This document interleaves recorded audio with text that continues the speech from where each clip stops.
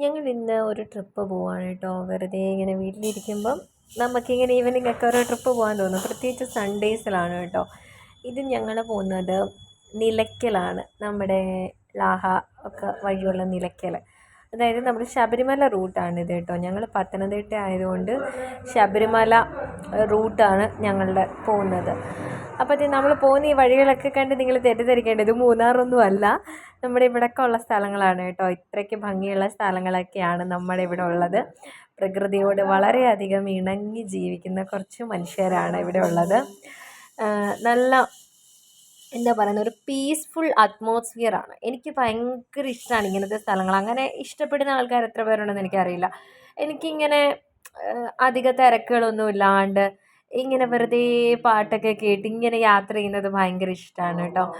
ഇതിപ്പോൾ ഇവിടെ ഇത്രയും തിരക്ക് വരാനുള്ള കാരണം എന്ന് പറഞ്ഞാൽ ഇപ്പോൾ ശബരിമല നട തുറന്നിരിക്കുന്ന സമയമായതുകൊണ്ട് മാത്രമാണ്.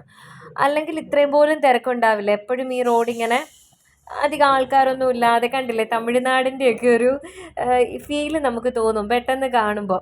അങ്ങനത്തെ ഒരു ഇതാണ് കേട്ടോ.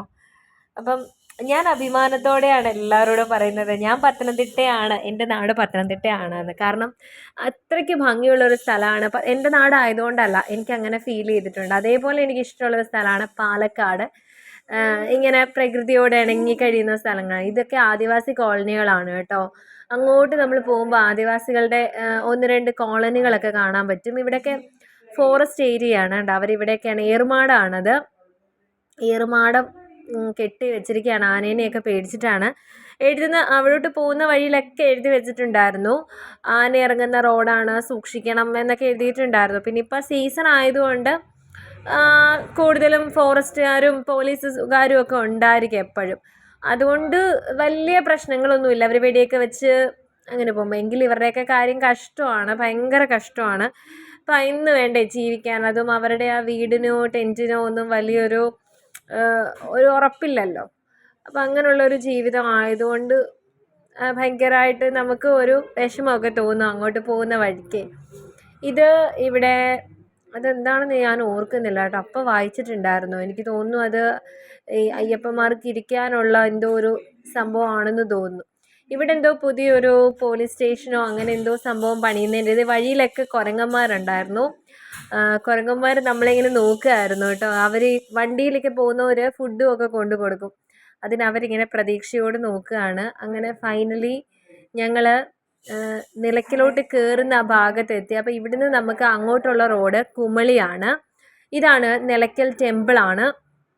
പലർക്കും അറിയാമായിരിക്കും, നിലയ്ക്കലൊരു പ്രസിദ്ധമായിട്ടുള്ള ശിവക്ഷേത്രമുണ്ട്. ആ ഒരു ടെമ്പിളാണിത്. അതിൻ്റെ നമ്മൾ ആ ടെമ്പിളിലോട്ട് കയറി പോകുന്നതിനുള്ളൊരു ഇൻട്രോയാണ് ഇവിടെ കാണുന്നത്. ഇവിടുന്ന് വേണം നമ്മൾ പോകാൻ.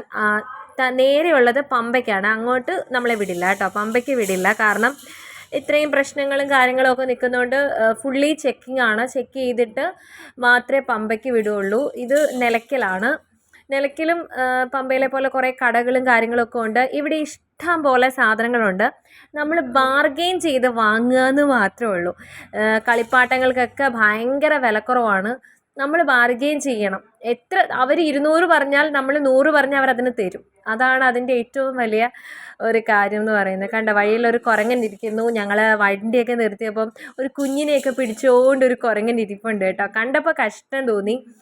നമ്മൾ അറിഞ്ഞില്ല ഇങ്ങനെ വഴിയിലൊക്കെ ഇറങ്ങിയിരിക്കും എന്ന് അറിഞ്ഞിരുന്നെങ്കിൽ നമ്മളെന്തെങ്കിലും ബിസ്ക്കറ്റോ എന്തെങ്കിലുമൊക്കെ വാങ്ങിയിട്ട് പോയേനെ. ഒന്നും വാങ്ങിയില്ലായിരുന്നു, നമുക്കറിയില്ലായിരുന്നു അങ്ങനെ ഇരിക്കുന്നത്. അപ്പോൾ വന്ന് എത്തി നോക്കുകയാണ്. എനിക്ക് പേടിയായിരുന്നു വണ്ടിയിലോട്ടെങ്ങാനും ചാടി കയറുമോയെന്ന്. ഞാൻ പെട്ടെന്ന് ഗ്ലാസ് താക്കുകയും തുറക്കുകയൊക്കെ ചെയ്തിട്ടുണ്ട്. അപ്പം കുഞ്ഞൊക്കെ ഉള്ളതുകൊണ്ട് വണ്ടിയിലെങ്ങാനും ചാടി കയറിയ അങ്ങനെ ഒരു പേടിയുണ്ട്. ഇവിടെയൊക്കെ മണ്ണിടിച്ചിലുള്ളതെന്ന് എഴുതി വെച്ചിട്ടുണ്ട്. മണ്ണിടിച്ചിലുള്ള സ്ഥലങ്ങളാണ്. ഇതൊരു കാട്ടുപൂവാണ്. ഇടയ്ക്ക് ഞാനവിടെ നിർത്തിയിട്ട് എടുത്തതാണ്. എനിക്കതിൻ്റെ ഭംഗി, അതൊരു മരം പോലെ ഇങ്ങനെ പൂത്ത് നിൽക്കുമായിരുന്നു. നല്ല ഭംഗിയായിരുന്നു കാണാൻ. ഇടയ്ക്ക് ഞങ്ങളൊരു കളിപ്പാട്ടക്കടയിൽ കയറി. അവിടുന്ന് അത്യാവശ്യം ബാർഗെയിൻ ചെയ്തൊക്കെയാണ് ഞങ്ങൾ മേടിച്ചത്. എങ്കിലും നല്ല ക്വാളിറ്റിയൊക്കെ ഉള്ള സാധനങ്ങളായിരുന്നു. പിന്നെ കുറച്ച് ഈ പലഹാരങ്ങളൊക്കെ കിട്ടുന്ന കടയുണ്ടല്ലോ, അവിടുന്ന് കുറേ സാധനങ്ങൾ വാങ്ങിച്ചത്. ഇത്രയും 100 രൂപയുടെ സാധനങ്ങളാണ്. എന്തൊരു ലാഭമാണെന്ന് നോക്കി. എല്ലാം 20 രൂപ. അങ്ങനെ തിരിച്ചു പോയപ്പോൾ നല്ലൊരു സീനറി എനിക്ക് അന്നേരം തോന്നി. പക്ഷേ വീഡിയോ കണ്ടിട്ട് അത്ര തോന്നില്ല, നേരിട്ട് കണ്ടപ്പോൾ നല്ല ഭംഗിയായിരുന്നു കേട്ടോ. അപ്പം ഞാൻ അതിൻ്റേതും ഒരു വീഡിയോ ഒക്കെ എടുത്ത് ഞങ്ങളിങ്ങനെ തിരിച്ചു പോവാണ്. പതുക്കെ സന്ധ്യയോടടുത്ത സമയം 5:30 അത് കഴിഞ്ഞ് തിരിച്ച് വരുന്ന വഴിക്ക് ഒരു ചായ കുടിച്ചു. ഒരു ബ്രൂ കോഫി ആയിരുന്നു. അതും ഒരു മുളക് ബജി ഉണ്ടായിരുന്നു. അതൊക്കെ കഴിച്ചിട്ട് ഞങ്ങൾ തിരിച്ചു വരുമ്പോൾ ഈ റോഡിൽ എപ്പോഴും കാണാൻ പറ്റുന്നൊരു സാധനമാണ് കൈതച്ചക്ക. ഇങ്ങനെ മുളക് പൊടിയൊക്കെ ഇട്ടിട്ട് കൊടുക്കും. അതേപോലെ അവിടെ ഉപ്പിലിട്ട് നെല്ലിക്ക ഒക്കെ വെച്ചിട്ടുണ്ടായിരിക്കും. ഈ ശബരിമലയ്ക്ക് പോകുന്നവർക്ക് ഇത് ഭയങ്കര ഇഷ്ടമാണ്. അതിന് വേണ്ടിയാണ് ഇത് കൊടുക്കുന്നത്. അപ്പോൾ അത്രയേ ഉണ്ടായിരുന്നുള്ളൂ.